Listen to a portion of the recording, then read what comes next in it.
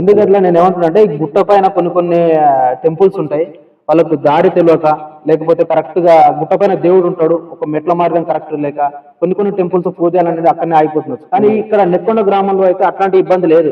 వచ్చిన భక్తులకు అందరికి అన్ని వాటర్ సదుపాయం ఉంది, మెట్ల సదుపాయాలు ఉన్నాయి, అన్నిటికీ అన్ని ఉన్నాయి జరుగుతుంది ఇక్కడ. వైకుంఠ ఏకాదశి రోజు కూడా మనకు ద్వారం ద్వారా కూడా ఉంది మనకు ఉందా? ఇది వైకుంఠ ఏకాదశి ఇక్కడ ఓకే. అలాంటి టైంలోనే పబ్లిక్ వస్తుంది, బాగా వస్తుంటది. ఓకే. పర్వదినం అప్పుడు కూడా వస్తుంటది. ఓకే. దీన్ని మెయింటెనెన్స్ ఎవరు చేస్తుంటారు? బైరంపల్లి రాజేష్ కుమార్ అని. బైరంపల్లి రాజేష్ కుమార్ అయ్యగారా? సార్ ఆయన ఎప్పుడెప్పుడు వస్తుంటాడు ఇక్కడ? ఈ పర్వదినాలు అప్పుడప్పుడు వస్తుంటాడు, మెయింటెనెన్స్ కూడా చూసుకుంటాడు అతనే. కొంత దాతలు కూడా సహకారం చేస్తారు. దాతలు సహకారం చేస్తారా? ఓకే.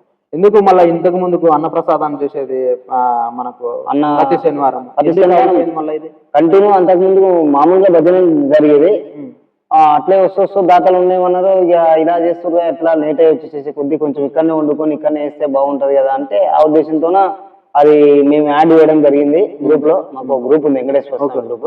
ఆ గ్రూప్ లో యాడ్ ఇస్తే దాతలు కూడా ముందుకు వచ్చిండ్రు. చేసినాం 1 year అబోవ్ చేసినాం.